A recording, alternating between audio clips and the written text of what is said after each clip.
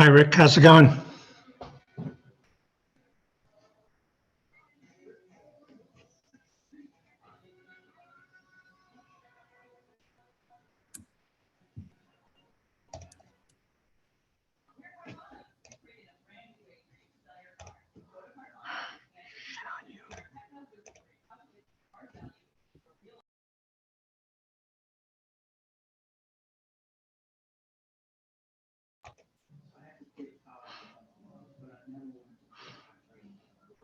Hello, Rick. Can you hear me?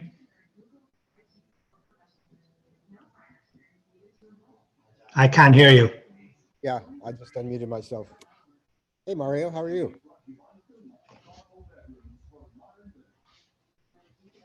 Do you hear me, Mario? Yes, now you're very faint. Okay.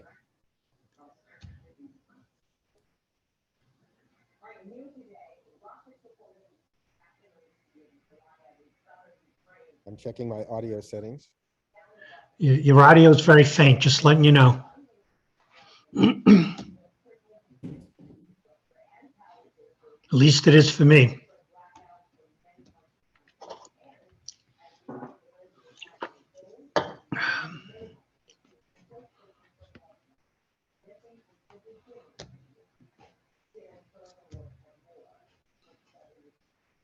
Can you hear me any better now? It's a little better. There's something wrong with your audio. It's very faint. All right, how about now? I'm working on it. Yeah, that's a little better. How about now? Much better. Okay, there you go. Thank you. All right. Meanwhile, you're really loud. Let me see if I can fix that.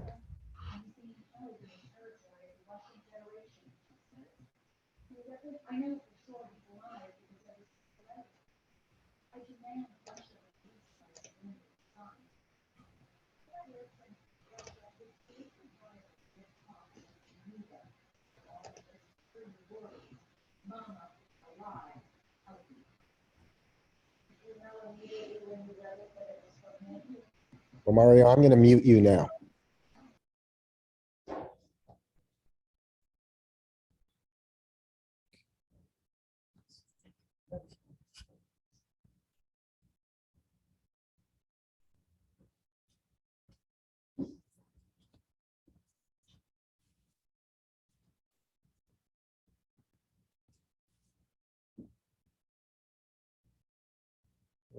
That'll have to work.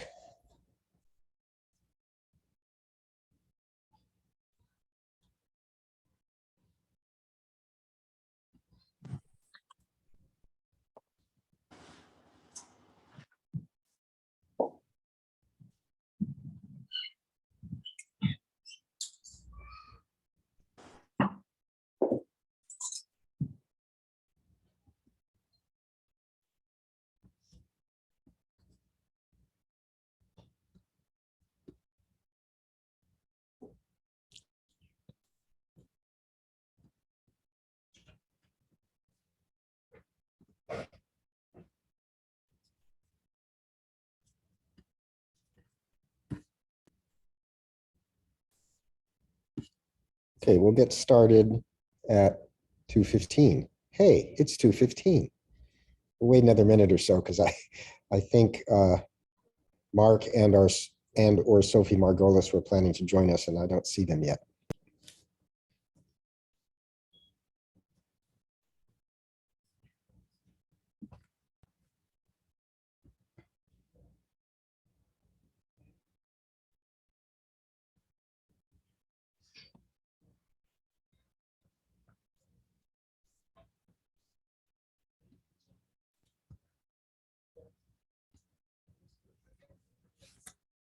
All right, well, actually, why don't we just get going so that we don't run out of time?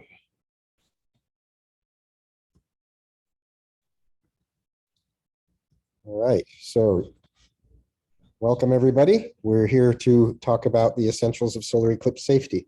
I suspect that for many of you, you already know everything I'm going to say. So instead of thinking to yourself, what a waste of time, I knew everything that Rick said already, think of it this way. You're going to have many opportunities over the coming 18 months to talk to other people about solar eclipse safety. So what you see here is my attempt to sort of abstract all of the information into as short a presentation as I can make.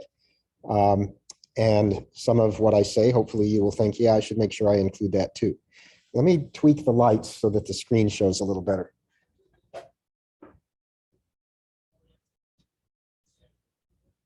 All right, that should be better. All right, you've all read the cartoon, right? Okay. Okay, so you know what this is, right? That's mom saying, never look at the sun. There's that word never again. I mentioned it yesterday. It's not a good word to use when talking about looking at the sun because there is an exception, right? You can look at the totally eclipsed sun. It's only about as bright as the full moon, and it's just as safe to look at, even with binoculars or a telescope. You can take a picture of the totally eclipsed sun looking through a camera that has an optical viewfinder. It's perfectly safe. But it's true that at any other time, not just during an eclipse, but during, even when there's no eclipse. I mean, you can use eclipse glasses, you can use solar filters outside of an eclipse. So at any time other than totality, you must use a safe solar filter. So what is an appropriate solar filter? A lot of people are using that term now. You must use an appropriate or an approved solar filter. What does that mean?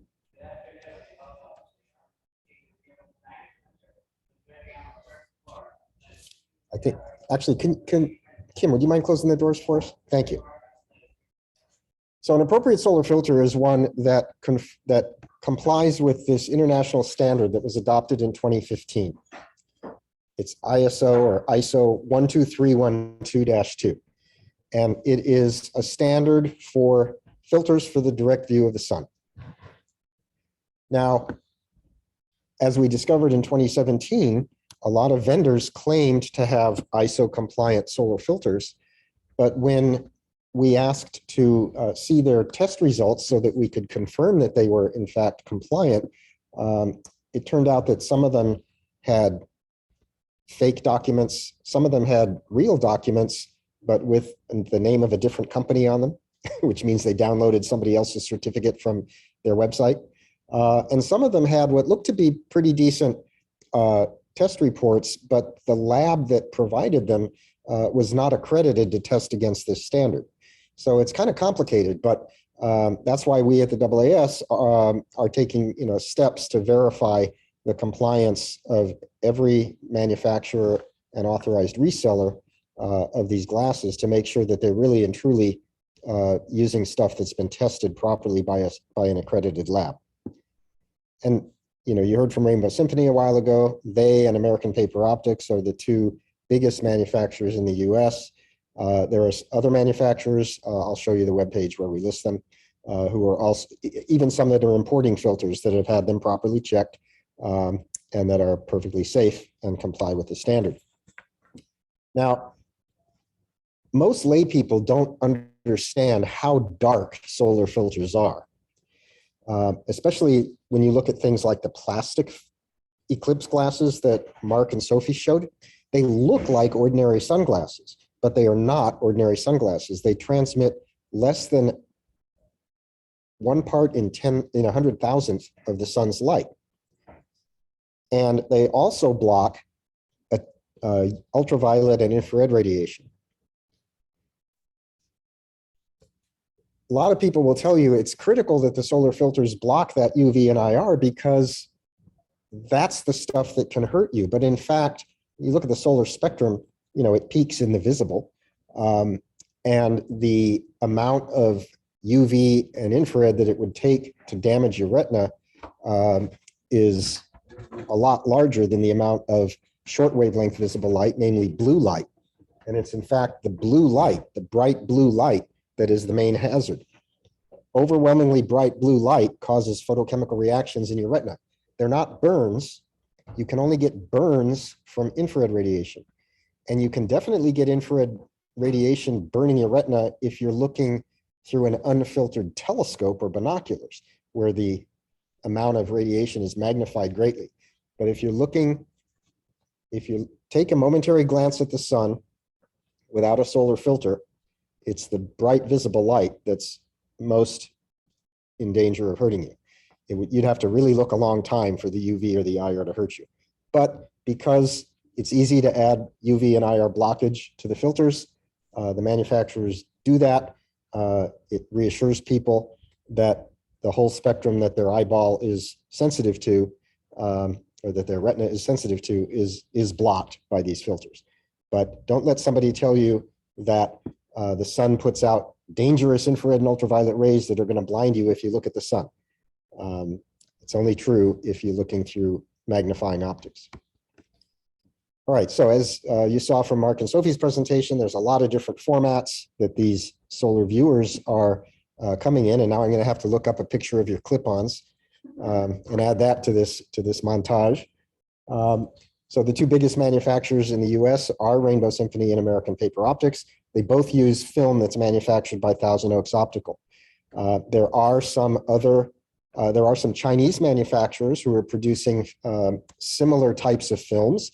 And as I mentioned a minute ago, some companies, even here in the US, are importing that material and using it in their glasses, and it has been properly tested and is safe. But if you want custom printed viewers, especially, you need to go to American Paper Optics or Rainbow Symphony, because a lot of these other companies are just importing stock products and selling them. They don't have the capability to do their own printing and cutting and all the rest. So where do you get this stuff? Oh, sorry, that comes later. I think that comes next. So I was saying that most people don't understand how much darker than ordinary sunglasses these solar filters are, but they are thousands of times darker than ordinary sunglasses. So, I mean, if you want to put on 9 or 10 pairs of sunglasses, that will cut enough light, but be pretty impractical. So even though plastic Eclipse glasses look very much like ordinary sunglasses, they are much darker, and ordinary sunglasses under no circumstances are dark enough. Now, you still hear sometimes, we heard this in 2017, even from people who should have known better, well, isn't there this problem of dangerous rays that occurred during a solar eclipse? What's happening during a solar eclipse is the sun is, or the moon is hiding the sun's everyday face. So that cuts down on the radiation. That's why it gets so dark. But the sun is exposing, or the moon is exposing the sun's corona. But the corona is there all the time. So the fact that the sun is in eclipse and you can see the corona doesn't mean that there's more dangerous rays coming. I argued once with an ophthalmologist, actually, at a medical school, which really annoyed me. He said, well, it's because of the moon's focusing effect. And I said, well, what is the moon doing? Is it gravitationally lensing the sun's light or what? And he said, no, it's the moon's atmosphere. The moon's atmosphere focuses the sun's light. Well, the moon doesn't have one. So, and in any case, Earth's atmosphere shields us from most of the harmful rays. So there's no dangerous rays during an eclipse. Now, every commercial telescope comes with some kind of warning. It says never aim at the sun. And again, like I was saying yesterday, to say never do something with no qualification is potentially counterproductive, potentially even hazardous. But they don't do it because they really believe that there's no way you can ever point a telescope at the sun. They do it to protect themselves from legal action if somebody were to look at the sun without a filter. But amateur astronomers and professionals, of course, too, are regularly observing and photographing the sun, and they do it using solar filters. Again, now these aren't the same filters that you use necessarily in Eclipse glasses or handheld viewers, although Rainbow does make some small ones for binoculars and small telescopes. But for larger apertures, people tend to get solar filters that are made of different materials, including glass or aluminized polyester, as I'll show you in a minute. But Amateurs are using these filters, and now there's all these other filters you can get. You can get hydrogen alpha filters and hydrogen calcium K, H and K filters, and all kinds of other stuff to look at the sun at different wavelengths. Again, as I said, if you're looking through optics, you really do have to have a solar filter. It has to be at the front, not at the eyepiece. It has to be mounted securely so that the wind won't blow it off. You have to make sure you don't forget to filter or cover or remove a finder scope, especially an optical one. I'll admit, I've done it myself. I've melted the crosshairs in my finder scope by accidentally forgetting to cover it while I was doing solar observing.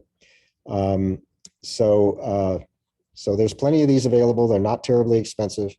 And they're available for camera lenses as well and for binoculars too. Now, one of the things I worry about is people using their Eclipse glasses to look through an unfiltered telescope. So what I'm doing here is that I got a little telescope. It's not got a filter on it. I'm holding Eclipse glasses up to it as if I'm looking into the eyepiece of this unfiltered telescope, and it melts the filter in just a few seconds. So it is absolutely not safe to wear your glasses while looking through unfiltered optics. I've heard people say, and I think this is a good way to think about it, whenever you're observing the sun, your filter has to be as close to the sun as you can make it. And that means it always goes in the front. So it has to go over the telescope if you're looking through an eyepiece at the back. So Mark mentioned this. He says, well, we're not going to be able to produce a filter for all 300 million Americans and all the other people who are going to come to this country to view our eclipse. So there are other ways to look, or I should say to look indirectly. Pinhole projection is one of the easiest. NASA used to insist that the safest way to observe the sun during an eclipse was through pinhole projection.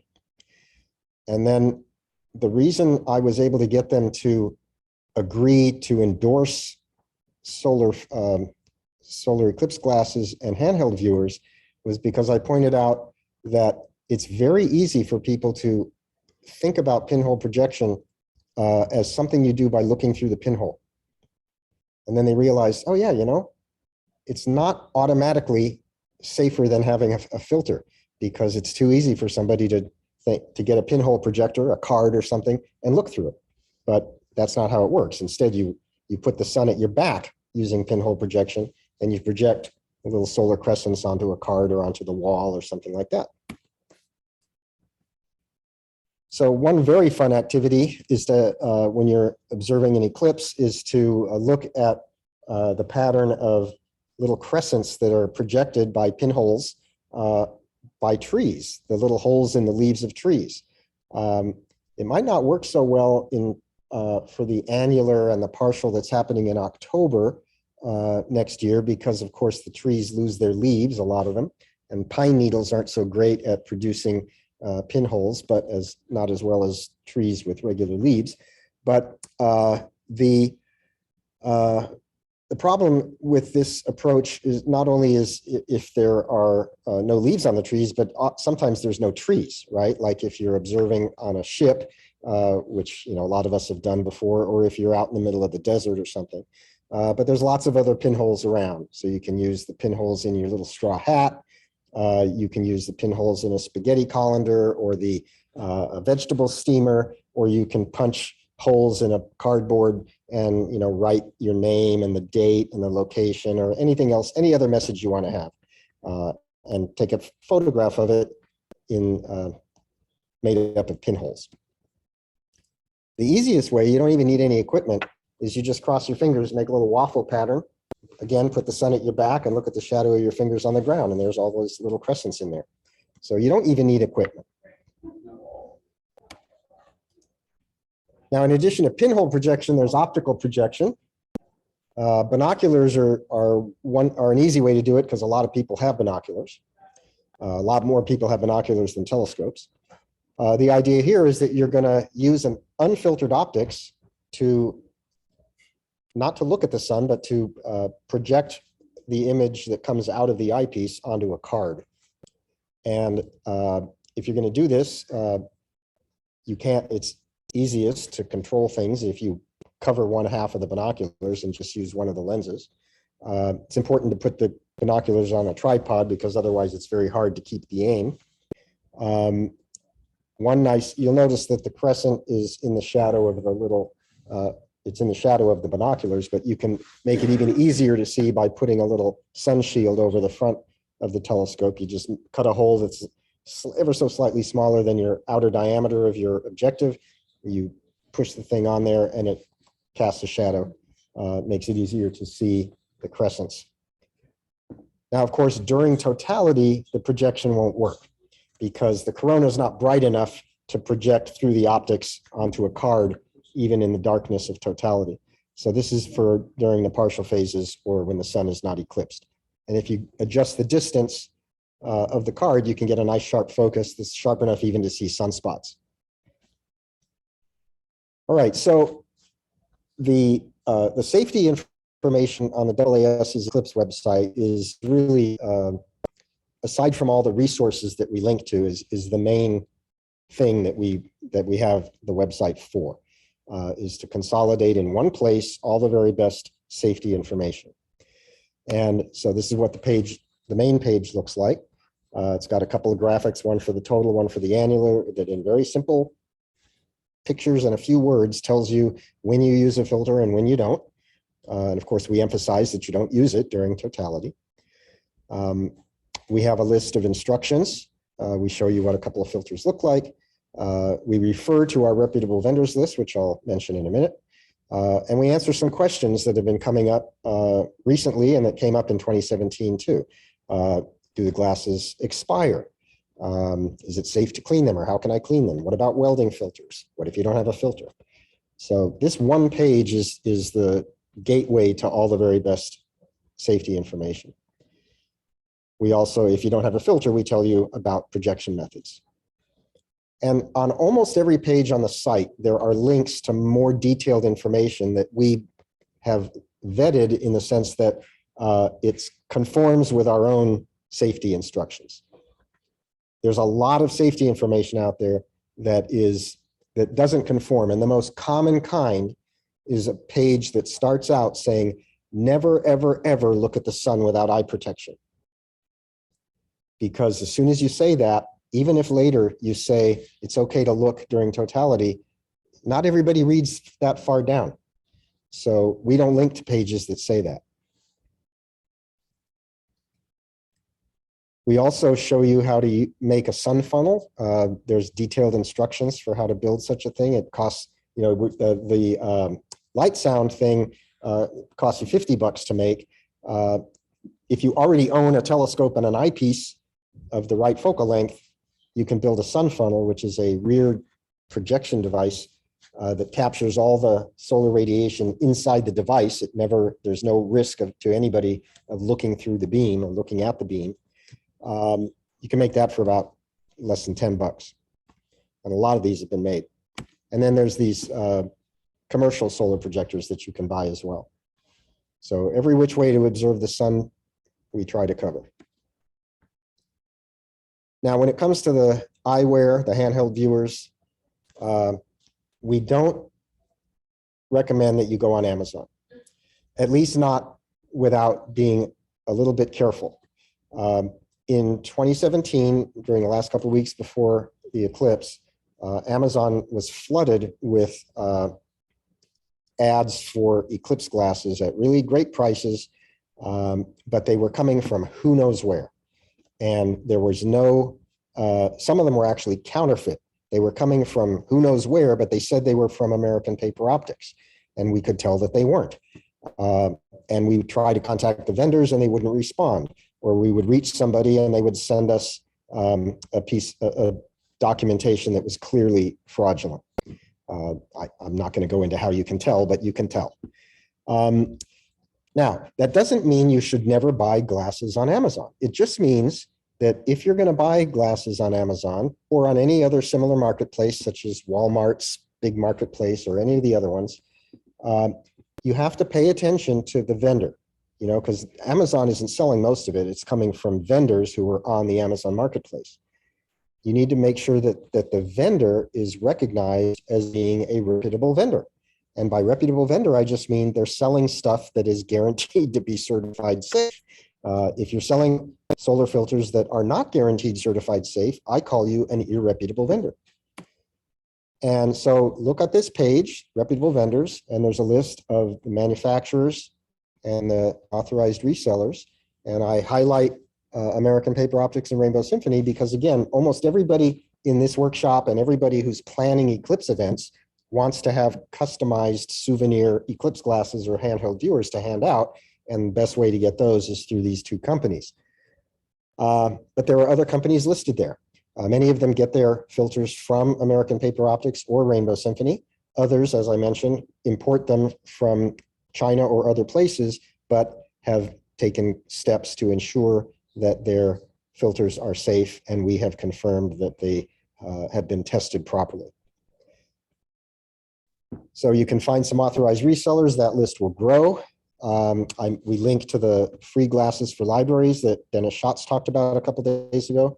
If you're a public library, you can register on the SEAL website. And the idea here is that you can get thousands of Eclipse glasses to give out to your library patrons. All you have to commit to is doing outreach events, and you can even get training to do those outreach events. And then we also link to filters for telescopes, binoculars, and cameras where you can get those. All right, so that is the end of the presentation. And now I'm happy to take questions, comments, recommendations, etc. I'm constantly updating the safety information, not changing it per se, but just adding to it, answering more questions, adding more manufacturers or distributors, and clarifying things that if anybody can convince me that something on there is not clear, I try to clarify it. So I think I have some questions coming in from the web, but let's start first, if I can find my cursor, with people in the room here.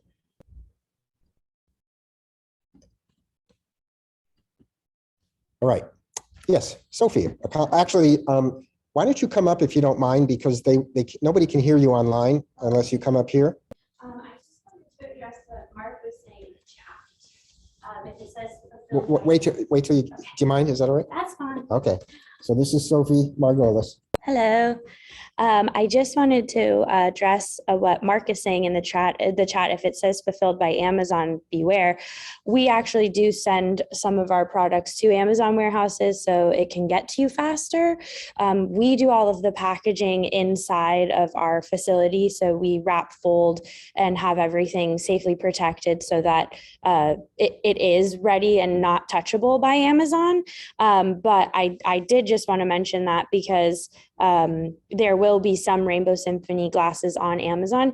However, I'm always happy to send a link to Amazon. If you'd prefer to be an Amazon buyer, we can send you our safe links so that you know you're purchasing directly from us. But I would just recommend rainbowsymphony.com or the other websites direct. But some fulfilled by Amazon can be good. So just wanted to mention that. Okay, that's a good point. Also, well, let's take any other comments that are here in the room first, and then we'll go online. Any comments, questions? If not, let me address some of the things that are coming in via the chat. Okay, so Mickey Loeb says Amazon requires ISO test results before posting a listing. My comment there is that I have been sent a lot of ISO test results, and they are not always legitimate. And there are many signals that let you know that, but I know what they are because I've been doing this for a long time. I don't know who's vetting this stuff at Amazon. And if you get an ISO test report from a lab in China, it might be okay. If you're not talking online, please mute because we can hear noise. It's just, I just don't know. Now, the manufacturers and I have been reaching out to Amazon from time to time ever since 2017 to try to get a clear understanding of what their approach is for 2023 and 24. And we have not been very successful. When we do get a reply, it tends to be a stock reply saying Amazon is concerned about the welfare of its customers and only sells safe products and blah, blah, blah, but it's the same message every time. And so we're still working on it, trying to get a clearer understanding. But just because something's on Amazon doesn't mean that that is actually safe. I mean, I wish I didn't have to say that, but I don't trust their vetting of the documents. Even some of the distributors who are sending me documents saying, I got this from the manufacturer and it shows that the glasses are safe.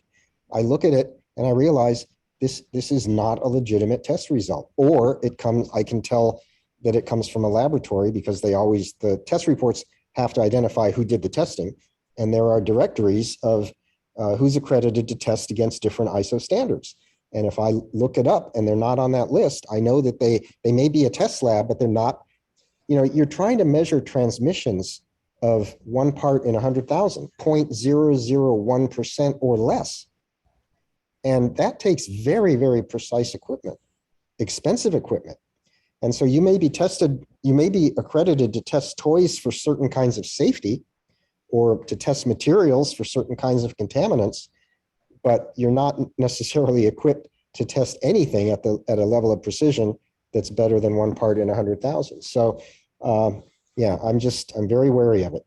Now, luckily we tested a lot of glasses, both quantitatively and qualitatively. Ralph Chu, who's of course the grand master of Eclipse safety and has been testing solar filters for decades.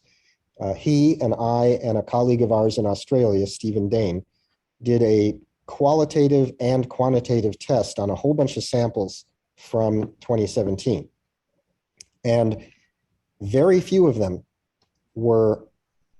in fact, none of them that we tested were so bright as to be unsafe, but several of them were so bright as to be uncomfortable. So you could buy glasses that were uncomfortably bright. It doesn't mean they were unsafe. It just means it would have been nice if they were a little darker. But we also found some people when we were collecting samples, some people sent us other kinds of glasses. The same manufacturers who produce the Eclipse glasses also produce 3D glasses and produce diffraction grading glasses and produce ordinary sunglasses out of cardboard and all this other stuff. And some of the samples we were sent when we requested samples of Eclipse glasses were not Eclipse glasses. And those, of course, were not safe. All right, let's see, what else? Okay, Mickey also says, I should say Mickey, by the way, he's with American Paperware.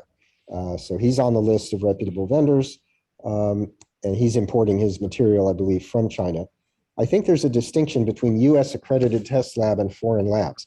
There's definitely a difference in that different labs are accredited by different agencies, but they are still accredited against ISO standards and ISO test procedures.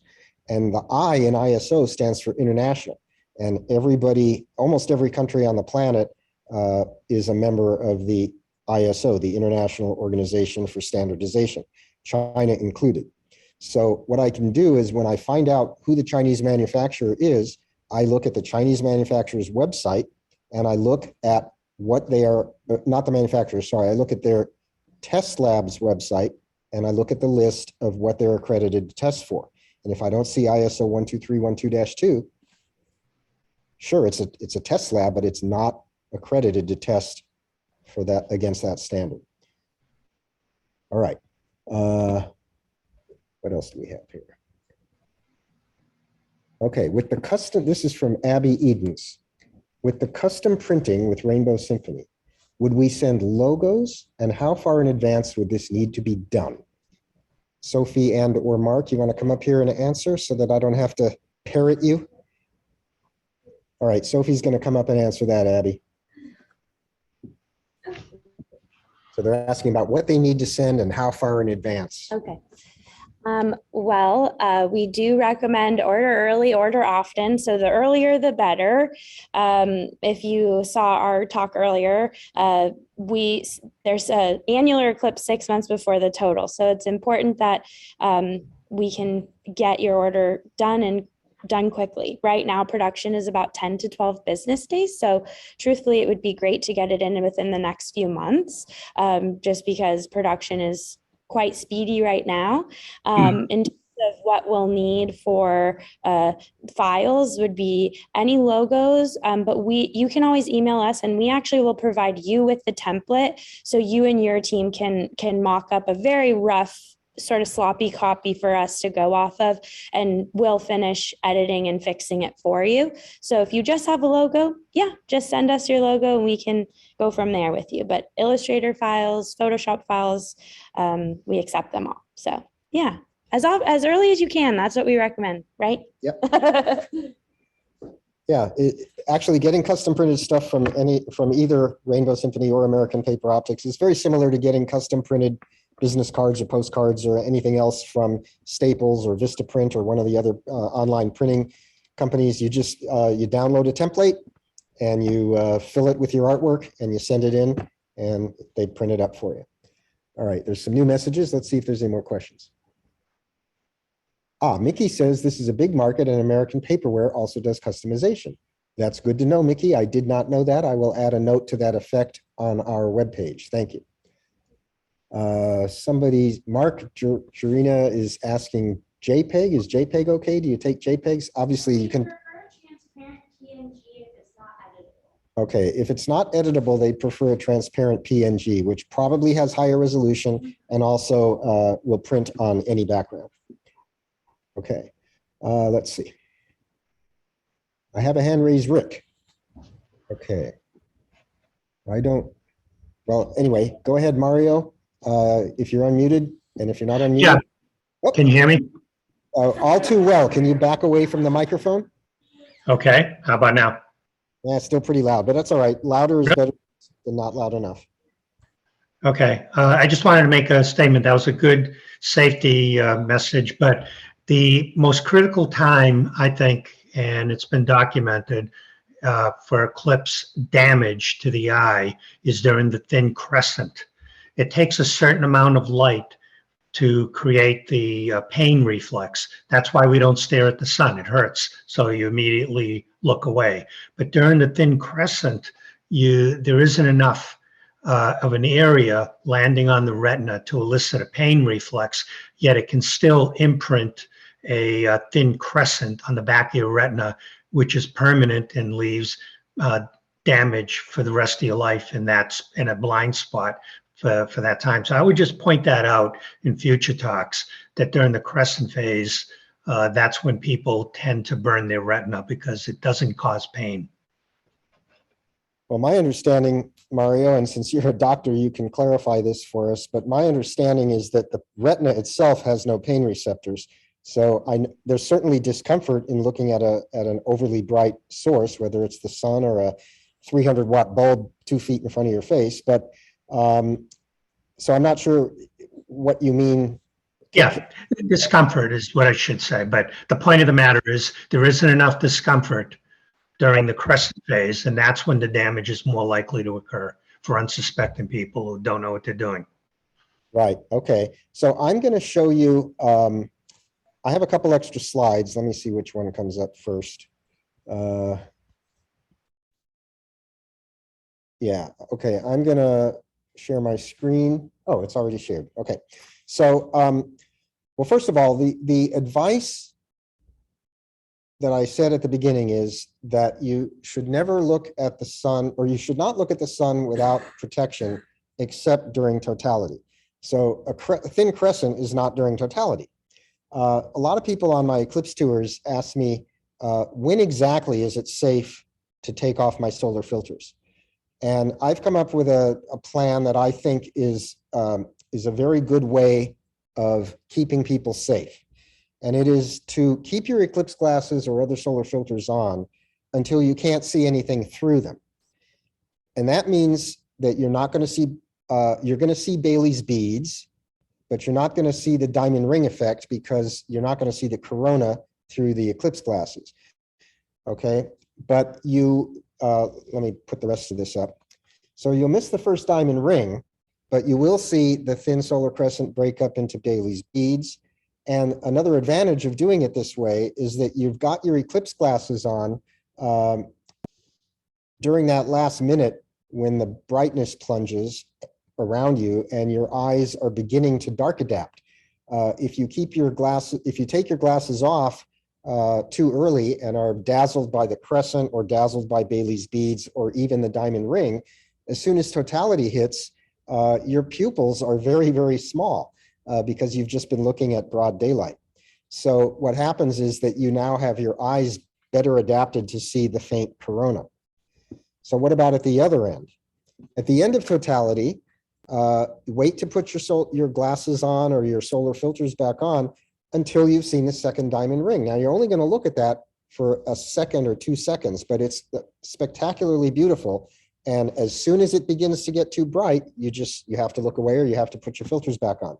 If you do it quickly, you'll get to see Bailey's beads again, but at least you will have seen the diamond ring. So that's the way I tell people to do it. But during totality excludes thin crescents, but I agree with you that some people, will keep looking as long as they can. And those are the people who ended up in the eye doctor's offices after 2017. But most of them did not have permanent damage, or at least if they did, it was damage that was compensated for by the other eye. Now, if you're using binoculars or a telescope, you have to be a little more careful. You have to, as soon as you begin to see the chromosphere reappear, you know that the photosphere is not far behind. The minute you see that arc of red appear on the side of on the limb of the moon that's receding, you have to put your filters back on, because if you're looking through a telescope or binoculars and the diamond ring appears, you are going to have retinal damage. All right. So thanks for that, Mario. Let's see what else we have here. I'm going to scroll down first. No more there. Let's see if I missed anything up here. Oh, is there any way for Amazon to police this and do better? Mario asked. So as I said, we've been trying to get Amazon to respond to us with a conversation rather than just a stock answer, but we haven't succeeded yet. So like I say, we're still working on it. All right. Any other questions in here in the room? If not, we can quit early and get cookies before everybody else does. All right. Thank you all for coming. And we will see you at the next session. Thanks. Oh, okay, good. Thank you. Let's see. Yeah, is there any difference between black polymer and silver black polymer? All right. You want? I mean, the difference is that one side of the filter is coated with aluminum, I guess, right, or a metallic coating. The light transmission is the same. So, can you tell us why Thousand Oaks decided to add the metallic layer? That's a good question. I think it has to do with really slight adjustments in the transmission and the darkness or lightness of the film. But it's all the black polymer by itself, and black polymer with the silver on it. They're both in a safe range. It's just an adjustment factor, and it also cuts down a little bit on the IR because it reflects rather than right. Right. Okay. So Mark Margolis just mentioned that transmission-wise, there's not really much difference or any particular difference. Thousand Oaks probably started doing that just because putting the coating on, because it gives them a little bit more control of adjusting the transmission. The black polymer is an impregnated resin, and the coating is a very thin, I don't know how many molecules thick it is, but it's a very thin layer. It also helps reflect light from the front surface of the filters, and that's especially useful in controlling the IR transmission. So practically not much difference. And in fact, most of the newer stuff seems to be the coded version. Yeah. Okay. All right. Thanks, everybody. Thanks, Mickey. Bye-bye.